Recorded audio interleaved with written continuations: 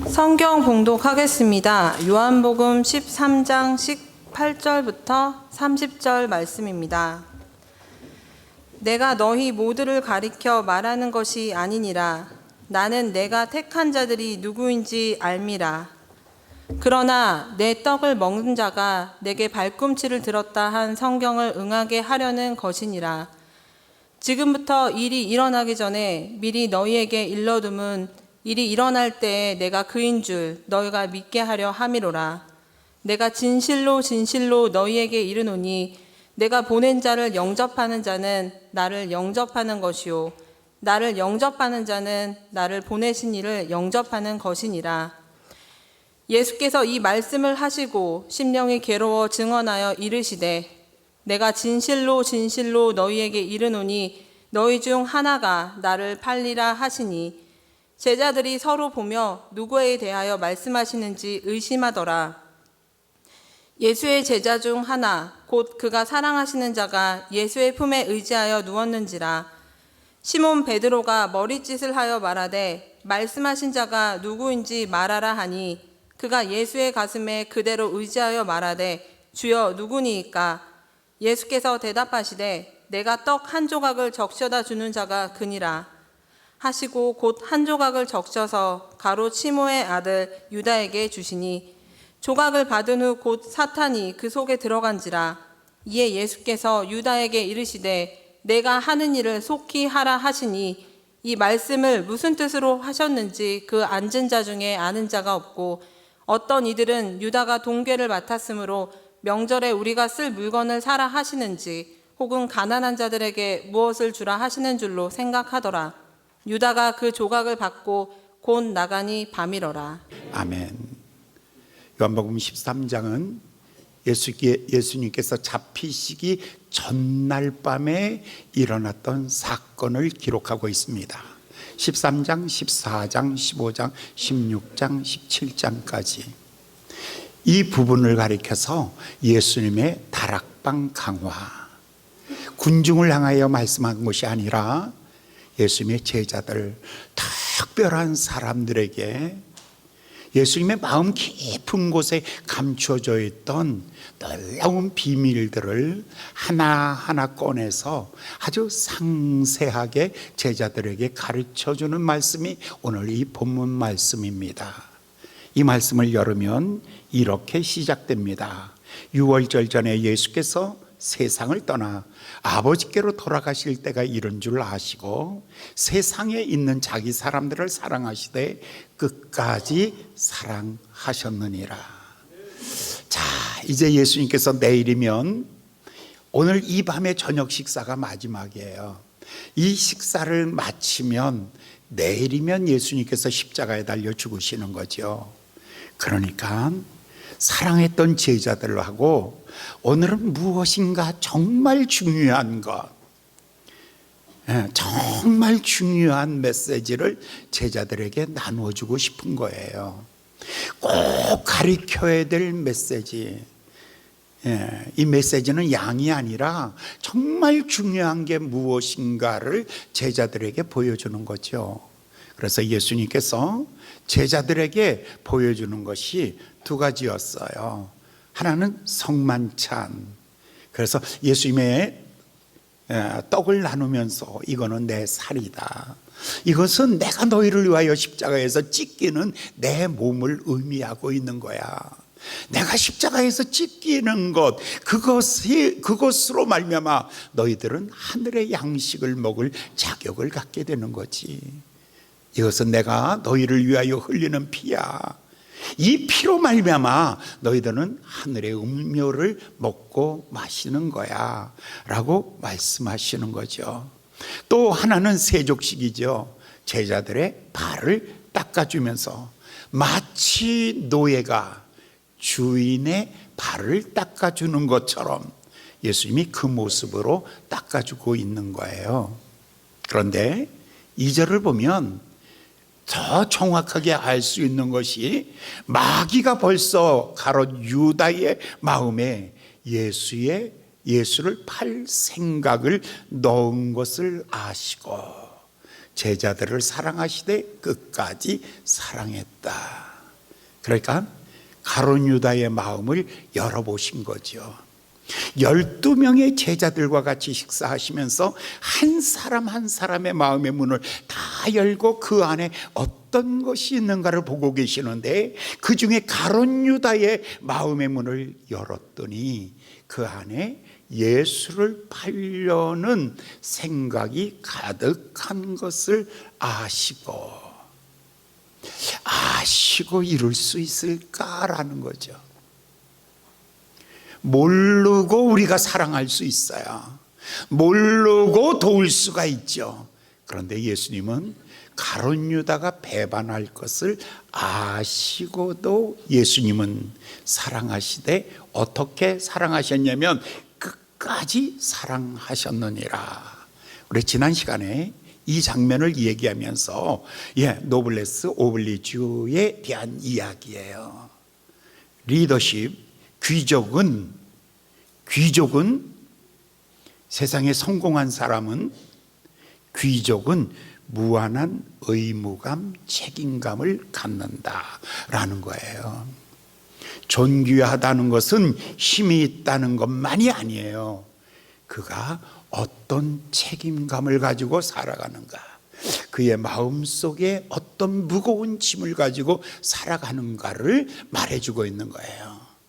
존귀하다, 훌륭하다, 탁월하다, 위대하다, 영웅이다. 그 속에 무엇이 있냐면 탐욕과 욕망과 지배하고자 하는 욕망이 아니라 그 마음 속에 섬기는 마음, 그 마음을 가지고 있는 것이다. 예수님이 바로 그것입니다.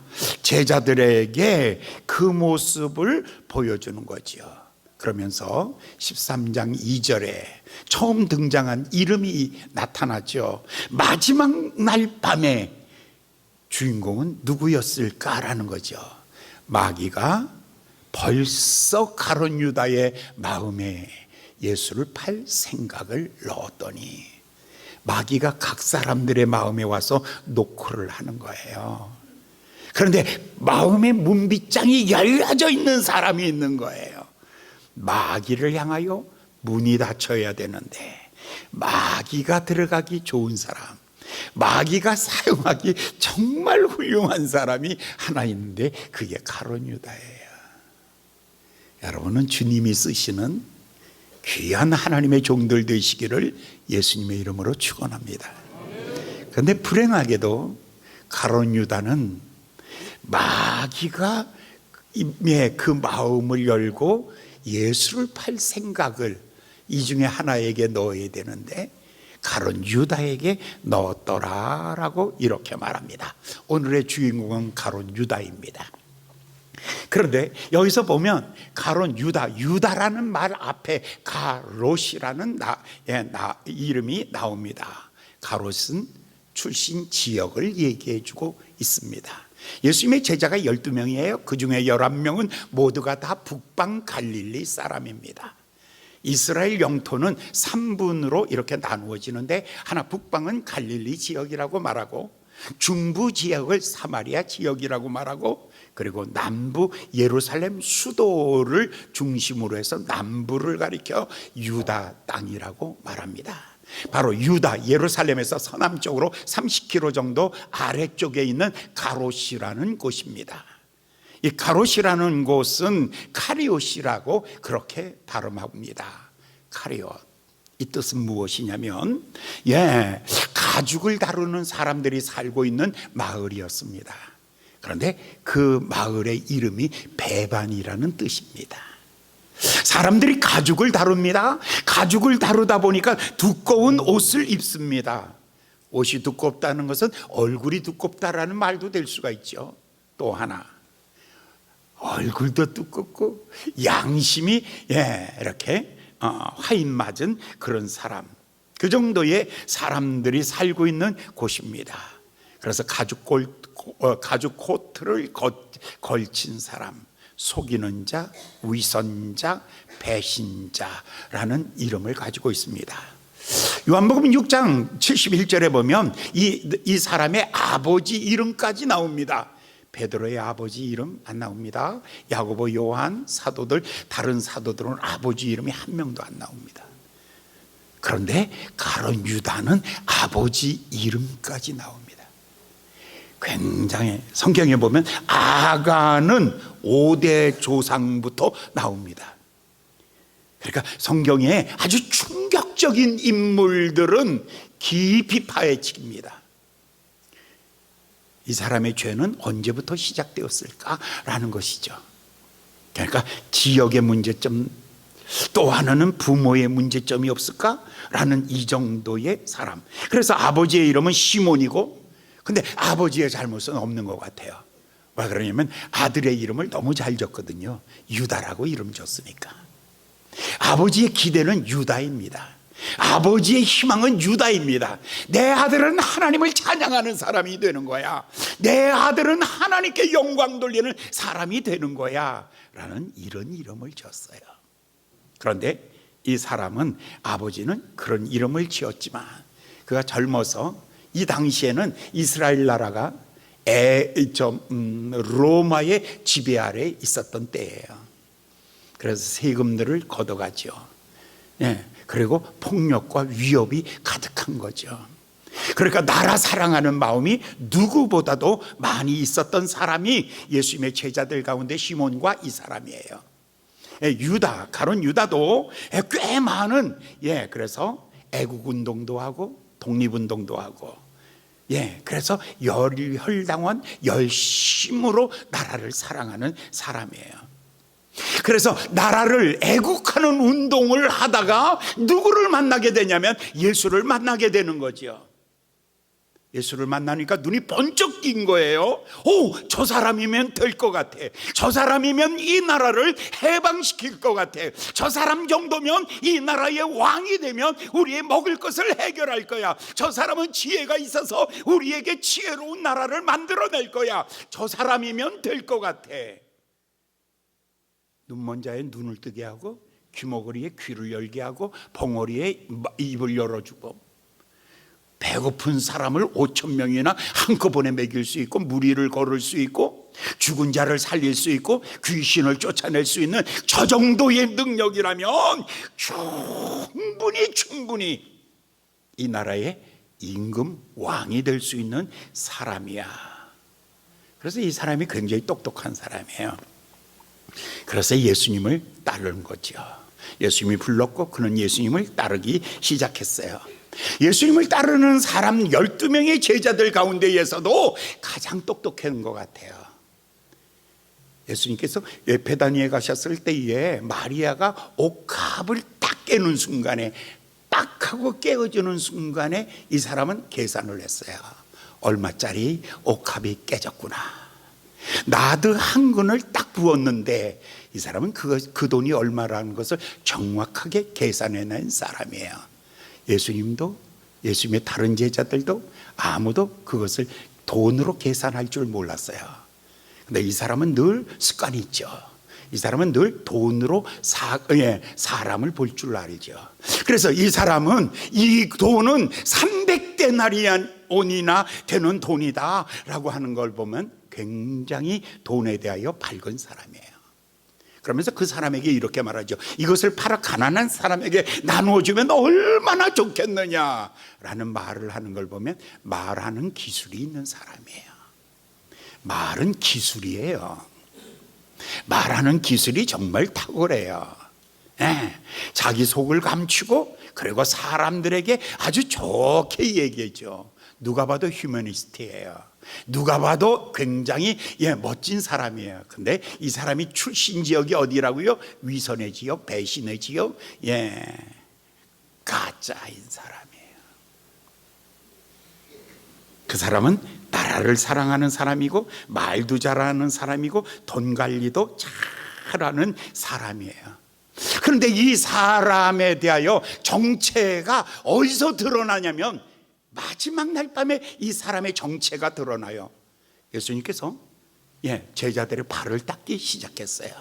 그랬더니 베드로한테 온 거예요. 다른 제자들은 아무 소리를 안 해요. 근데 베드로가 이렇게 말하는 거죠. 주여, 우리가 주님의 발을 닦아야 되는데 어떻게 주님이 제 발을 닦을 수 있습니까? 절대로 그렇게 못합니다. 그랬더니 예수님께서 이렇게 말하죠. 내가 네 발을 닦지 않으면 너와 나는 상관이 없다. 그러니까 아니 상관없다니요? 나랑 절교하겠다고요? 나를 멀리하겠다고요? 예수님 그러면 안 되죠. 차라리 그러면 내 머리도 씻어주시고 나를 목욕시켜 주세요. 얼마나 귀여워. 제정신이 아니야.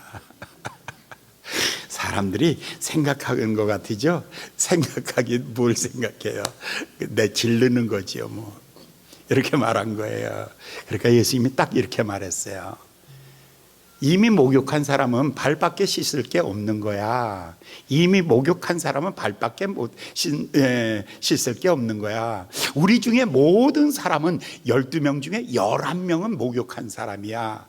그런데 우리 가운데 한 사람이 목욕하지 않은 사람이 하나가 있어 라고 할 때 모든 사람이 다 목욕했대. 그런데 목욕하지 않은 사람이 누구일까? 자, 여기서 먼저 의미예요. 목욕과 발 씻음에 어떤 의미가 있는가라는 것이죠. 목욕은 뭐예요? 예수님을 구주와 주님으로 영접하여 과연 마음과 마음의 원죄와 자범죄를 예수의 피로 말미암아 씻는 것을 말해주고 있는 거예요. 이 사람은 구원받은 하나님의 자녀들이에요. 그런데 발 씻김은 성화의 과정을 얘기해 주고 있는 거예요. 근데 예수님의 제자들은 모두가 다 예수님을 구주와 주님으로 믿고 따랐어요. 그런데 가룟 유다는 이 한 사람만 예수님이 주인이한 적이 없어요. 구세주인 적이 없어요. 예수님을 따르지만 예수님은 예수님이고 내 인생은 내 인생이에요. 예수님을 믿는다고 하지만 그러나 그것은 예수님은 예수고 그리고 나는 나예요. 언제든지 나예요. 그는 단 한 번도 예수님을 하나님의 아들이요 내 인생의 구세주요 나의 주님이시요 라고 이렇게 고백한 적이 없는 거지요. 그러니까 여러분들 예수 믿고 이 자리에 앉아 계시지만 한 번도 예수님이 내 인생의 주인이 되어 본 적이 없지요. 나를 죄와 지옥과 사망에서 건져내어 주시는 메시아라는 고백을 한 적은 없지요. 그냥 예수님이 도와줬으면 좋겠어. 그냥 예수님이 나를 좀 잘 도와줘서 내가 잘 됐으면 좋겠어. 내 자식들도 잘 되고 그냥 잘 됐으면 좋겠어. 어디서? 이 땅에서. 언제까지? 목숨 살아있는 데까지. 그 다음에는 그건 내가 알 게 아니야. 영생은 몰라. 천국은 몰라. 그건 자신이 없어. 영생도 천국도 내일도 미래도 하늘도 영광도 이것에 대해서는 아무 관심이 없는 거야. 오직 관심이 있다면 저 예수를 통하여 이 나라가 회복되는 거야. 저 예수를 통해서 이 나라 백성들이 잘 사는 거야. 건강한 거야. 그리고 부자 되는 거야. 행복해지는 거야. 저 예수를 통하여. 그러니까 예수를 3년이나 쫓아다녔지만 예수님을 주님으로 섬긴 게 없는 거예요. 베다니에서 옥합을 깨워서 예수님의 발을 딱 닦는 순간에 이 사람은 뒤집어져요. 내가 여지껏 참았지만 오늘은 못 참아. 왜요? 이 많은 돈을 예수의 발에 부었다고? 이건 못 참지. 그리고 질른 거죠. 헌신이 무엇인지 모르죠. 섬김이 무엇인지 모르죠. 왜냐하면 예수가 누구인지 모르기 때문에. 예수가 하나님이라는 사실을 몰라요. 예수가 구세주라는 사실을 모르는 거예요. 예수가 내 죄와 내 영혼과 그리고 나를 영원한 하나님의 나라로 인도해 주시는 내 영혼의 목자됨을 모르는 거예요. 예수는 단지 나에게 배고플 때 먹을 것을 주고 내가 아플 때 고쳐주고 내가 갈 바를 알지 못할 때 인도해 주시는 그 정도의 예수만 알았어요. 그러니까 예수에게 옥합을 깨어서 헌신하는 거, 이게 용납이 안 되는 거죠. 교회 다니는 건 좋아요. 헌금 많이 하면 안 돼요. 교회 다니는 건 좋다니까요. 새벽 기도까지는 나가면 안 되죠. 새벽에 교회 다니는 건 좋아요. 11조 이런 건 하면 안 되는 거예요. 교회 다니는 건 좋다니까요. 힘에 지나도록 그런 건 하지 마세요. 그냥 교회 다니면 좋으니까 가서 좋은 노래 불러. 교회 다니면 좋은 거니까 그냥 가서 좋은 소리 들어. 목사님은 항상 도덕군자여야 되고 도덕적이고 철학적이고, 그리고 조용하게 여러분의 지성에다가 적당하게 양념을 쳐서 말해주면 그게 좋은 거죠. 그러니까 이 사람은 예수를 따라다니는 제자였지만 신앙은 없는 거예요. 신앙 없는 제자예요. 예수를 따라 3년씩이나 쫓아다녔지만 그 안에는 예수에 대한 믿음이 없는 거죠. 예수의 지혜와 능력과 인기를 이용할 뿐이에요. 그래서 예수를 좋아하는데 절대로 좋아하는 그 이상, 내가 헌신할 대상, 내가 목숨을 걸고 따라가야 될 그 대상은 절대로 아닌 거죠. 그러니까 예수를 만난 게 아니에요. 예수를 만난 게 아니죠. 그래서 바울은 히브리서 6장 4절에 이 사실을 이렇게 말하고 있는 거예요. 한번 비침을 얻고 하늘의 은사를 맛보고 성령에 참여한 바 되고 하나님의 선한 말씀과 내세의 능력을 맛보고 타락한 자는 다시는 회개케 할 수 없다. 여기 이 단어를 보면 몇 가지가 나오죠. 하늘에 한번 비침을 얻고, 어떤 날인가는 아주 마음에 기쁨이 넘쳤어요. 내 눈에 뭔가 번쩍하는 것 같았어요. 마음에 기쁨이 있었어요. 그러나 그날로 그 시간 그것으로 끝난 거예요. 그것이죠. 하늘의 은사를 맛보고, 와, 이런 거, 찬양의 은사가 있구나, 성김의 은사가 있구나, 전부 다 맛보는 거예요. 성령에 참여한 바 되고 성령이 내 마음에 오셔서 나를 인도하시고 내 안에서 역사한 적은 한 번도 없는 거예요. 하나님의 선한 말씀과 하나님의 말씀이 그저 착해라 라고 하면 너무너무 좋은 말씀이죠. 내세의 능력을 맛보고 어머 천국이 있는 것 같아, 이 정도였어요. 그러니까 구경하는 구경꾼의 정도지요. 영화 한 편 본 것 같아요. 좋은 음악 하나 들은 것 같아요. 멀리 여행 한 번 한 것 같아요. 좋은 소리 한 번 듣는 것 같아요. 그러나 예수를 만난 적이 없는 거예요. 그 앞에 무릎을 꿇고 나의 주 나의 하나님이십니다. 내 죄를 용서하여 주시옵소서. 내 영혼을 주님 앞에 의지하오니 당신이 나를 인도하여서 영원한 하나님의 나라까지 나를 인도하여 주시옵소서라는 이러한 결단이 한 번도 없었던 거예요. 예수님을 따라왔어요. 예수님을 따라서 이 자리까지 왔어요. 마음은 옥토예요.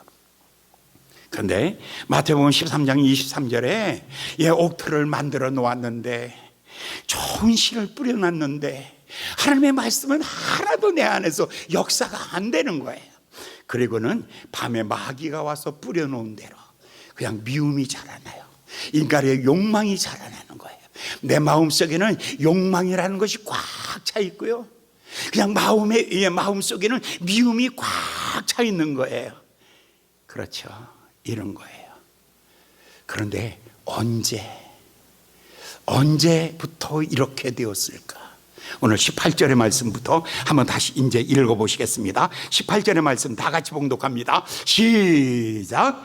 내가 너희를 다 가리켜 말한 것이 아니라 내가 나의 택한 자들이 누구인 줄 알미라. 그러나 내 떡을 먹는 자가 내게 발꿈치를 들었다 한 성경을 응하려 함이니라. 그러니까 이 가룟 유다가 마지막 날 밤에 예수님 앞에 예수님이 발을 닦아줄 때 얼마나 예수님의 손이 뜨거웠을까. 그럴 때 돈을 주머니에다 넣고 있었으니 얼마나 민구스럽고 민망하고 그랬을까. 그러면 그쯤에서 예수님, 내가 사실은 잘못했네요 라는 정도는 한 번은 있어야 되는데, 발 닦아 주어도, 그리고 이거는 내 살이다 라고 주어도, 그런데 이 철면피죠, 마음이 얼마나 그 이중인격이었냐면 이때 이거를 그냥 넘어가는 거죠. 그런데 왜, 언제부터 저렇게 됐을까? 예수님을 따르는 제자였잖아요. 그런데 언제부터 가룟 유다가 이렇게 되었을까? 우연히 실수로 예수님을 배신했을까? 실수한 건가? 사람들이 위협하고 공갈해서 너무 두려워서 배신한 건가? 예, 그렇지 않으면 그들의 함정에 빠진 건가? 아니요, 철저하게 자기 결단이에요. 철저하게 자기 결단이에요. 언제 그 마음속에 그런 결심을 하게 되었을까라는 거죠. 예수님이 잡히시기 한 주간 전부터는 집중적으로 예수님이 십자가를 얘기해요. 내가 예루살렘에 올라가면 대제사장과 서기관들이 나를 팔을 것이다. 나는 그들에게 사형 선고를 받을 것이고, 나는 십자가를 짊어지고 골고다 언덕길을 올라갈 것이다. 사람들은 내게 침뱉을 것이고, 그리고 채찍으로 나를 칠 것이고, 나는 갈기갈기 찢겨질 것이고, 나는 그곳으로 올라갈 것이다. 예수님, 가룟 유다가 예수님을 사랑해서 이게 싫은 게 아니에요. 3년을 예수님을 따라다녔는데 지금 예수님이 십자가에 달려 죽는다는 거예요. 예루살렘에 올라가기만 하면, 열광하는 군중들 앞에 내가 크니라라고 말을 하기만 하면 예수님은 왕이 될 수 있는 기회예요. 모든 사람들에게 왕 될 수 있는 기회인데 예수님은 왕 될 기회를 포기해버리고 십자가에 달려 죽는다는 거예요. 그게 싫은 거예요. 그게 싫은 거예요. 왜 싫었냐면, 정말 예수님의 호산나 다윗의 자손이요 이스라엘의 왕으로 오시는 이요 하며 막 열광할 때 자기도 겉옷을 벗어서 예수님의 가는 길에 깔아드렸다고요. 그때까지만 해도 그도 같이 열광했다고요. 그런데 어느 순간에 예수님이 십자가에 달려 죽는다는 그 얘기를 듣는 순간에 이거는 영광의 길을 꿈꾸고 예수를 따랐는데 고난의 길이 기다리고 있어요. 천국을 하나님 예수를 통해서 내가 축복의 길을 꿈꾸고 예수를 따랐는데 십자가의 길을 가야 되는 거예요. 그래서 예수님을 버리기로 결심한 거예요. 그래서 돈 많이 예수님을 파는데 돈 많이 드는 게 아니에요. 은 30냥은 노예의 몸값이에요. 예수님을 가장 싸구려로 팔아먹은 사람이에요. 비싸게 판 게 아니라니까요. 그렇다면 돈의 유혹보다 더 무서운 것은 마음속에 있던 자기 야망이 꺾어질 때, 예수가 왕되면 나는 오른편에, 예수가 왕되면 나는 무엇인가 의미가 있을 거야 라는 기대, 이러한 희망, 이것이 꺾여지는 그 순간에 예수님을 팔아버리기로 작정한 거죠. 근데 오늘 성경에 보면 예수님께서 이렇게 말하죠. 내 떡을 먹는 자가 내게 발꿈치를 들었다 하는 말씀을 이루려 함이니라. 이 말씀은요 시편 41편 9절의 말씀이에요. 이것은 다윗이 하도 배신을 너무 많이 당한 거예요. 그런데 그 중에서 제일 크게 충격받은 이 배신의 대상이 누구였냐면 아히도벨이었어요. 다윗의 아들이 압살롬이잖아요. 근데 압살롬이 이제 있는데 아히도벨이라는 사람이 모사예요. 정말 머리 좋은 사람이에요. 정말 이 머리 좋은 사람이 압살롬을 꼬시는 거죠. 너 오늘 밤에 네 아버지를 치면 네가 왕이 되는 거야. 네가 왕이 되는 거야 라고 잘 꼬시죠. 그랬더니 압살롬이 반역을 일으키고 다윗은 그날 신발도 신지 못하고 예루살렘에서 쫓겨나는 거죠. 그때 갈 때에 피투성이가 되고 배가 고프고 그냥 산비탈기를 막 도망갈 때에, 살기 위해서 막 도망갈 때 시므리라는 사람들이 그 사람이 나타나서 이렇게 말하죠. 가거라 비루한 자야, 꺼져라, 꺼져버려라, 꺼져버려. 이런 사람들에게 비난을 받고 아들에게 버림받고 백성들에게 버림받으면서 이 처절한 날, 근데 누구 때문에? 그 원흉을 찾으니까 아히도벨이에요. 근데 나중에 아히도벨이 집에 들어가서 자살하죠. 근데 지금 예수님이 뭐를 보고 있냐면, 이 가룟 유다는 누구와 같은 사람이냐면 아히도벨과 같은 사람, 결국 자살로 끝날 것이다 라는 것까지 보시면서 지금 이 18절의 말씀을 우리에게 전해주고 있는 것이죠. 18절의 말씀은 이미 예수의 배신하기로 마음에 결단한 사람은 돌이키지 못하는 거죠. 사랑하는 여러분, 마귀가 가장 쓰기 좋은 사람이 누구냐면 배신하기로. 여러분들이 믿기로 결심하면 믿을 수 있는 사건들이 생겨요. 믿을 수 있는 축복이 생겨요. 그러나 믿지 않기로 결심하면 믿지 않을 일들이 열어지는 거죠. 그러니까 어떤 사람은 지금도 지구가 평평하다고 믿는 사람들이 있어요. 그 사람에게는 지금도 지구는 평평해요. 맞아요. 그런데 지구가 동글다고 믿는 사람에게는 지금도 지구가 동글해요. 지구가 돌지 않는다고 믿는 사람은 지금도 지구는 돌지 않아요. 그러나 지구가 돈다고 믿는 사람은 누구든지 사람들은 자기 믿는 대로 살아가는 거예요. 그러니까 가룟 유다는 예수님을 팔기로 결심을 했어요. 어느 순간에 믿음이 끝났어요. 자기의 모든 기대가 다 무너졌어요. 어느 순간에 예수님이 십자가에 달린다라는 사실 앞에, 예수님이 십자가에 달려 죽는다라는 사실, 그것이 주는 축복이 얼마나 많은지. 사랑하는 여러분, 여러분의 믿음이라는 것은 눈에 보이는 것만 믿지 마시고 십자가 이후에 부활이 있다는 것을 믿으셔야죠. 이 부활이 있는 것을 믿어야 되는데 예수님의 십자가의 죽음을 믿었던 거예요. 그러니까 기대가 사라진 거죠. 그래서 예수를 파는 거죠. 그래서 그날 밤에 발을 닦아주는데도 그 마음이 열리질 않는 거죠. 떡을 떼어주는데도 열리질 않는 거죠. 정말 사람이 마음이 닫히면 절대로 안 열려요. 제가 아주 유명한 어떤 여자를 하나 알고 있는데, 이 여자가 어느 날 집을 나갔어요. 그래서 그 남편하고 그 신우하고 나하고 셋이서 열심히 찾아갔어요. 저기 횡성이라는 곳에 갔더니 중국집에서 아줌마 하더라고. 그래서 데려왔어요. 집 나가면 안 된다고, 애들 때문에 집에 있으라고 데려놨어요. 그랬는데 문 걸어놨어요. 그랬더니 문이 걸려 있으니까 이 사람이 어디로 나면 창문으로 뛰어 도망갔어요. 그래서 어디 갔는가 또 이번에 찾아갔는데, 이번엔 저기 평창이에요. 거기 가서 또 잡아왔죠 뭐. 그리고는 또 다시 이번에는 머리 깎아놨어요. 그랬더니 보자기 쓰고 나가더라고요. 결국 못 잡았어요. 바람난 여자 못 잡아요. 성경에 보니까 이스라엘이 바람났을 때 못 잡았다고요. 호세아 2장 6절에 있는 말씀을 보면 이렇게 말해요. 고매를 두고 얘기하기를, 그러므로 내가 가시로 그 길을 막으며 담을 쌓아 저로 그 길을 찾지 못한다 할지라도 가시밭길을 헤쳐나가고 담을 넘어서 헤쳐가는 것, 그게 바로 이스라엘 백성이라고요. 세상 유혹 앞에 그냥 넘어가는 거예요. 사랑하는 여러분, 예수를 바라볼 때에 나의 주 나의 하나님으로 바라봐야 되는데, 나의 주 나의 하나님으로 바라보는 눈이 어느 순간에 가려진 거예요. 가룟 유다의 마음이 이렇게 돼버리고 만 거죠. 근데 사람은요 결심한 대로 사는데, 여러분, 그래서 마음을 잘 잡수셔야 돼. 성경에 보면 사무엘서에 보면 사울 왕이 나와요.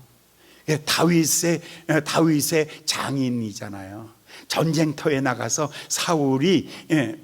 다윗이 전쟁터에 나가서 골리앗의 목을 비죠. 그리고 이겨요. 그랬더니 백성들은 막 박수갈채를 치면서 다윗은 만만이요 사울은 천천히로다. 그 순간에 분노가 확 일어나는 거예요. 시기와 질투가 막 마음속에 일어나는 거죠. 그 순간에 사탄이 다윗을 죽이고 싶은 미움으로 꽉 채워놓는 거예요. 이 미움이 떠나질 않는 거예요. 며칠간은 떨어질 것 같은데 또 들어오는 거예요. 또 들어오는 거예요. 이르기를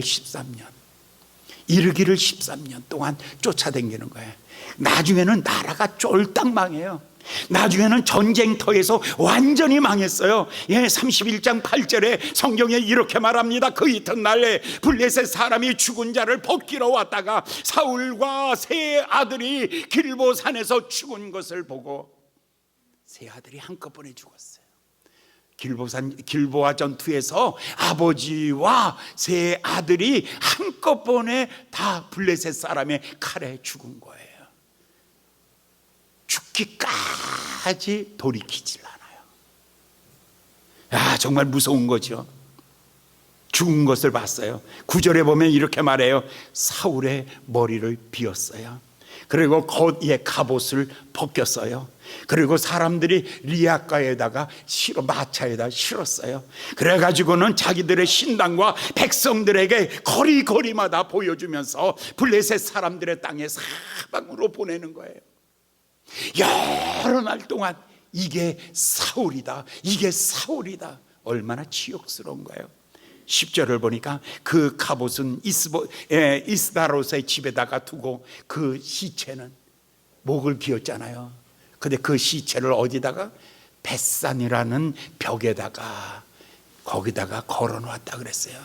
블레셋 이스라엘 역사상 가장 수치스러운 임금, 이스라엘의 초대 임금이라고요. 그 마음속에 사탄이 그 마음속에다가 미움을 심어 놓았더니, 살인의 영성이 가득하였더니 그것을 돌이키지 못하며 끝까지, 망할 때까지 끝까지 가는 이 모습을 보게 되는 거예요. 지금 예수님께서 발 씻어 주실 때 그때 돌이켰으면 얼마나 좋을까라는 거죠. 근데 마태복음 26장 48절에 보면 예수님께서 밤새, 오늘 밤이 지나고 밤새껏 기도하고 이튿날 새벽에 해가 뜰 무렵이었어요. 예수님께서 산에서 일어나셨는데 예수를 파는 자와 그들이 군호를 짜고 가로되 내가 입을 맞추는 그 사람이 예수다, 그를 잡으라 라고 이렇게 말하죠. 49절에 보니까 드디어 가룟 유다가 나타났어요. 예수를 끌어안았어요.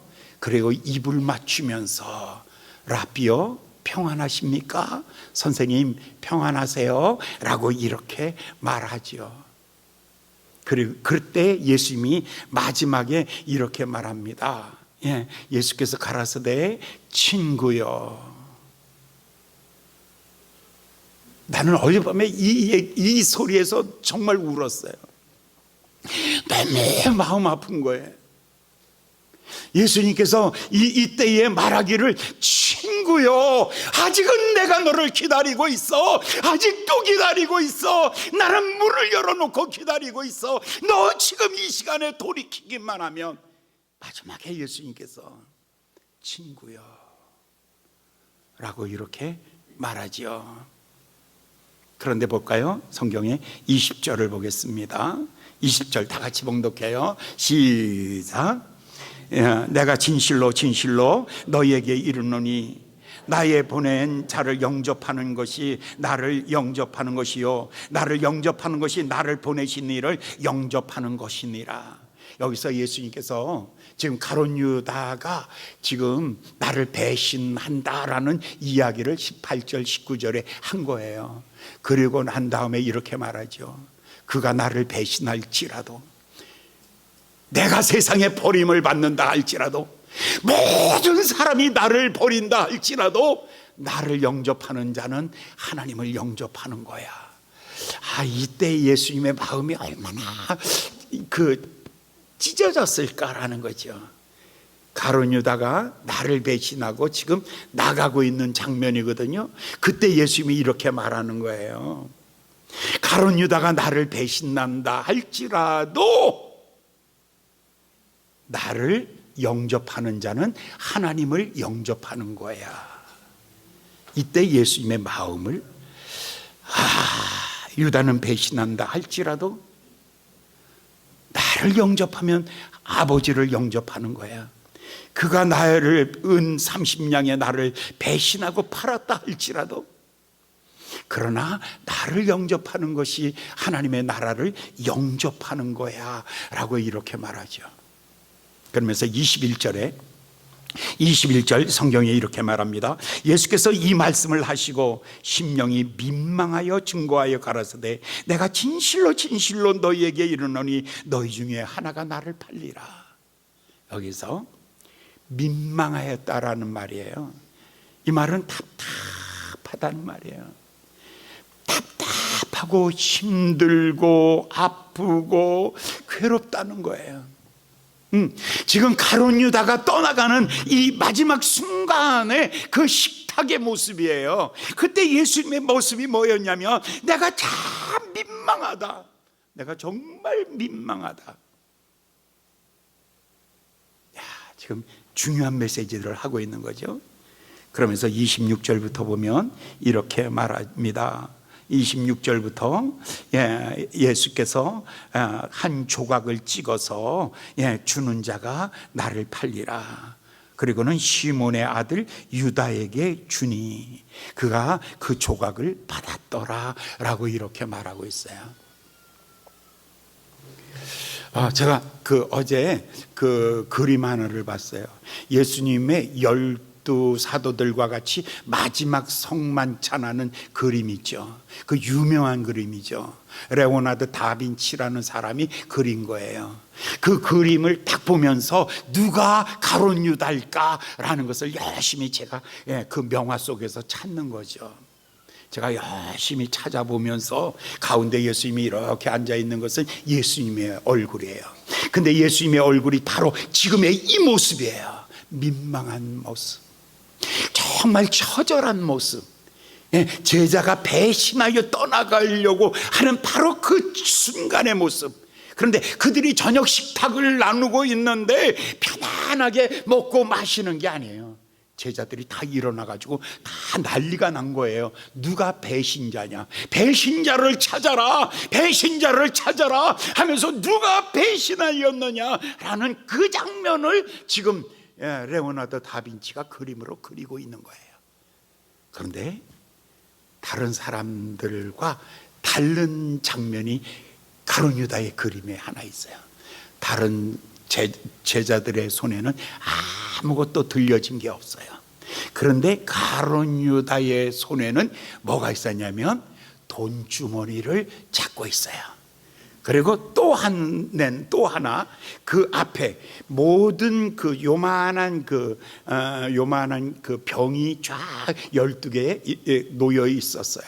그런데 그게 소금병이에요. 근데 다른 사람들의 소금병은 그대로 있는데 가룟 유다의 소금병만 쏟아져 있는 거야. 자, 레오나르도 다빈치가 이 말씀을 읽으면서 지금 생각하고 있는 거예요. 그때의 예수님의 민망스러웠던 얼굴의 표정과 그리고 그 손에 잡고 가룟 유다가 손에 잡고 있던 돈주머니와 그리고 그 앞에 깨어져 있는 쏟아져 있는 소금. 그래서 여러분들이 결혼식 할 때에 언약을 가지고 소금의 언약이라 그래요. 영원히 변하지 않는 언약. 영원히 변하지 않는 언약을 가지고 소금의 언약이라고 그렇게 말하는데 그게 쏟아진 거예요. 이 사람에게는 이제 모든 약속이 다 끝난 거야. 성경에 하나님과의 언약이 끊어진 거야. 이제 이 순간에 모든 것이 다 끊어지는 거죠. 예수님께서 26절부터 마지막에 보면 30절을 보면 이렇게 말하죠. 30절에 유다가 그 조각을 받고 나가니 밤이더라. 먹었다는 건가? 안 먹었다는 건가? 지금 마지막 이 장면에서의 한 손에는 뭐가 들려져 있어? 은전 30냥이 들려져 있어요. 그리고 한 손에는 예수님께서 그에게 뭐를 줬어요? 떡 한 조각을 줬어요. 이게 성체예요. 거룩한 주님의 몸을 찢어서 준 거예요. 이거를 들고 양손에 이거를 들고 나가니 밤이더라. 자, 여기서 이게 밤에 예수님을 떠나면서 아직도 마음속에 갈등이 가득한 거예요. 지금 마지막에 떠나는 장면이에요. 그러면서 마음에 갈등이 가득한 게 뭐였냐면 내가 이 돈을 움켜잡을 것인가, 그렇지 않으면 생명의 떡이신 예수를 움켜잡을 것인가. 예수님께서 떡을 주시니 그 떡을 손에 받아들고, 그리고 또 한 손에는 은전 30냥을 들고 그가 그 밤에 나갔어요. 나가서 정말 그 밤에 그가 예수님에게 다시 돌아왔다면, 그 돈을 던져버리고 예수님께 돌아와서 나의 주 나의 하나님이십니다 라고 이렇게 고백했다면 얼마나 좋을까. 한 손에는 성체를 들고 한 손에는 대제사장이 준 권력자들이 준 은전을 들고 이 둘 사이에 고민하고 밤이 맞도록 고민하고 있는 이 가룟 유다의 모습을 보십시오. 이 장면이 마태복음 27장 3절에 다시 또 나오고 있어요. 때에 예수를 판 유다가 스스로 뉘우쳤어요. 돈을 버렸어요. 와, 돈을 버리기로 했어요. 스스로 뉘우쳤어요. 돈을 버렸어요. 그래가지고 그 돈을 은 30개를 대제사장과 그리고 장로들에게 도로 갖다 주면서 이렇게 고백을 했죠. 4절에 내가 무죄한 피를 팔고 내가 죄를 범하였습니다. 이게 회개입니까? 이게 회개한 거예요? 자, 돈을 집어 던졌어요. 그리고 내가 범죄했습니다 라고 이렇게 말했어요. 이게 회개냐고요? 이게 회개냐고요? 정말 그 다음의 문제예요. 5절에 성경이 이렇게 말해요. 물러가 스스로 목매달아 죽으니라. 후회하는 것은 회개가 아니에요. 스스로 뉘우치는 게 회개가 아니에요. 슬피 우는 것, 통곡하는 것, 이것을 도로 갖다 주는 것, 그것이 회개가 아니라, 회개는 무엇이냐면 예수께 돌아오는 거예요. 예수께 돌아와야 되는 거예요. 그런데 이 사람은 어떻게 해요? 스스로 뉘우쳤어요. 그리고 돈을 갖다 던졌어요. 나는 죄인입니다 라고 고백은 했어요. 그러나 목매달아 죽었느니라. 그 다음에 또 추적해요. 성경은요, 사도행전 1장 18절에 보면 이 사람이 불의한 싹으로 밭을 사고 후에 몸이 곤두박질하여 목 매달아 죽었는데, 목을 매달았는데 그 줄이 끊어졌나 봐요. 쥐가 갉아먹었는지 하여간 그 줄이 끊어졌어요. 땅바닥으로 떨어졌는데 어디에 떨어졌는지는 몰라요. 근데 떨어졌는데 배가 터졌대요. 창자가 줄줄줄줄 흘러나온대요. 그래서 죽었어요. 피를 얼마나 쏟았는지 그 밭 이름을 이렇게 말해요. 그 밭의 이름을 아켈다마라 피밭이라 하였더라 라고 이렇게 말하고 있는 거예요. 가장 이 사람에 대해서 지금 오늘 우리가 가장 심각한 문제가 뭘까라는 거죠. 제자지만 믿음은 없었어요. 예수님이 나의 주 나의 하나님이 아니었어요. 예수를 따라다녔어요. 그러나 예수님이 나의 주님이 아니었어요. 예수님이 나의 구세주가 아니었어요. 그냥 교회가 좋아서 왔을 뿐이에요. 그냥 예수가 좋다 그래서 좋은 줄 알았어요. 그냥 여기 앉아있으라 그래서 여기 앉아있는 거예요. 찬송하라 그래서 찬송하고 있는 거예요. 아직도 그분은 내 인생의 주인이시며 이거 내 죄를 위하여 십자가에 달려서 피를 흘려 쏟아 죽으심으로 말미암아 그 피가 내 죄를 사하며 나를 하나님의 자녀로 만들며 그가 나를 천국으로 인도하며 그가 나의 구세주가 됐느니라. 할렐루야. 이 고백이 없는 거예요.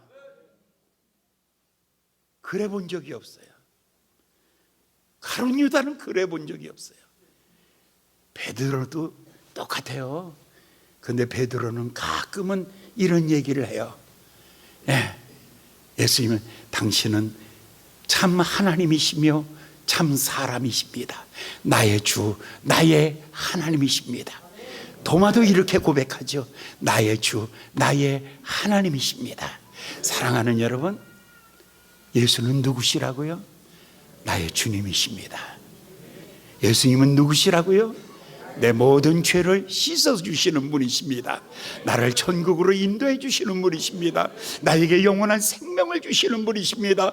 내 기도를 들으시는 분이십니다. 내게 능력 주시는 분이십니다. 나를 변화시켜 주시는 분이십니다. 예수만이 나의 주님이십니다. 할렐루야. 이 고백이 있기를 예수님의 이름으로 축원합니다. 기도하겠습니다.